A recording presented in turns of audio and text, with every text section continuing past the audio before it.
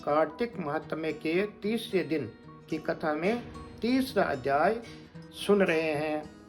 सत्यभामा ने पूछा कि हे स्वामी, काल रूपधारी आपके सभी यानी वर्ष, मास, दिन आदि अंग प्रत्यंग एक समान महत्व रखते हैं, अतः कार्तिक मास ही सब मासों में श्रेष्ठ क्यों है? फिर सब तिथियों में एकादशी और सब मासों में कार्तिक मास ही आपको अधिक प्रिय क्यों लगता है? हे देवेश, इसका कारण कहिए। श्री कृष्ण भगवान ने कहा कि हे प्रिय, तुमने मुझसे बहुत ही अच्छी बात पूछी है। इस विषय में महाराजा वेन के पुत्र पृथु और नारद का संवाद कहता हूँ, उसे एकाग्र मन से सुनो। इस प्रकार एक समय में नारद जी से राजा पृथु ने प्रश्न किया था और सर्वज्ञ नारद जी ने पृथु को कार्तिक मास की महिमा बताई थी। नारद जी ने कहा, हे राजन, बहुत दिन पहले समुद्र का शंकासुर नामक अत्यंत शक्तिशाली और पराक्रमी एक राक्षस पुत्र तीनों लोगों को मत डालने के लिए यानी उनको जीतने के लिए समर्थित हो गया। उस शंकासुर ने स्वर्ग लोक में रहने वाले देवताओं को जीतकर और इंद्र आदि 10 दिक्पालों के अधिकारों को छीन लिया। उससे डरकर समस्त देवगण सुमेरु पर्वत की कंदराओं में अपनी स्त्री तथा कुटुंब के साथ उसका अवरोध करते हुए बहुत दिनों तक वहां छिपे रहे।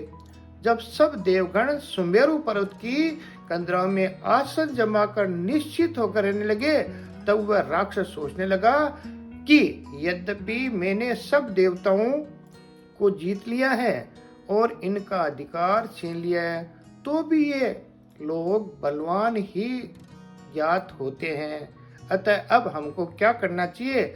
आज मुझे ज्ञात हुआ है कि ये सब देवता वेद मंत्र से बलवान हो रहे हैं।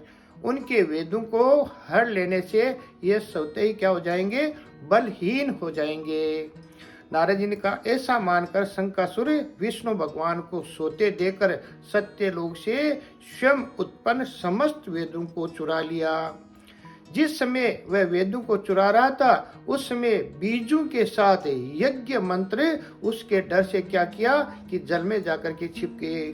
शंकासुर भी वेद मंत्रों और बीज मंत्रों को खोजता हुआ समुद्र के भीतर घूमने लगा, किंतु वह राक्षस उन वेद मंत्रों को एक स्थान पर कहीं नहीं पा सका। इसी समय ब्रह्मा जी भी सब देवताओं के साथ पूजन सामग्री को लेकर के और बैकुंठ लोक में विष्णु भगवान की शरण में पहुंचे।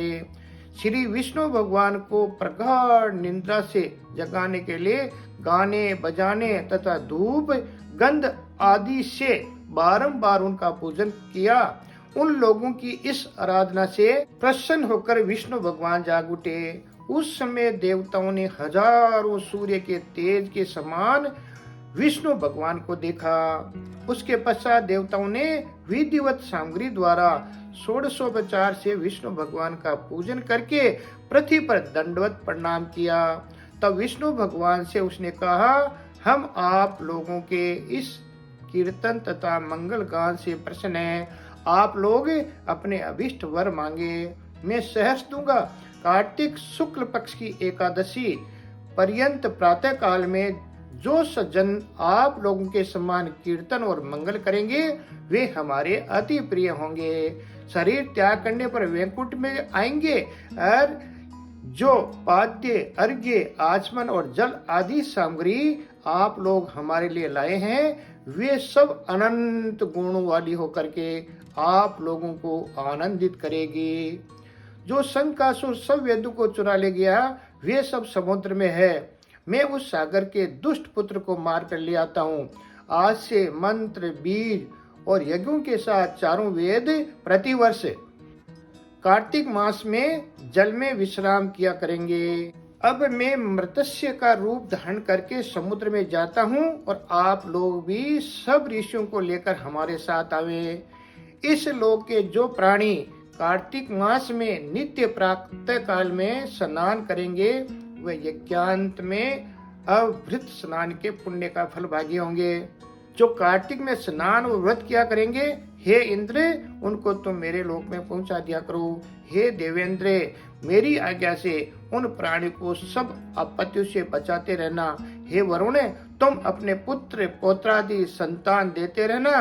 हे धनाधीप कुबेर मेरी आज्ञा के अनुसार तुम उनको धन धान्य बढ़ाते रहना, क्योंकि इस प्रकार का आचरण करने वाला प्राणी हमारा रूप धारण करके जीवन मुक्त हो जाया करता है। जन्म से लेकर मरण पर्यंत विधि पूर्वक जिसने ये उत्तम व्रत किया है वह आप लोगों को भी पूजनीय है। आप लोगों ने मुझे कार्तिक शुक्ल एकादशी तिथि को जगाया है, इसी से ये एकादशी मान्य है और हमको बड़ी प्रिय है। हे देवता लोगों ये दोनों व्रत है विधि पूर्वक करने से प्राणी मेरे समीप पहुंचते हैं। इस प्रकार का न कोई तीर्थ है, न कोई व्रत है और न कोई यज्ञ ही है जो स्वर्ग दे सके। आज की कथा में यह तीसरा अध्याय समाप्त हुआ है। कल की कथा में चौथा अध्याय पढ़ेंगे।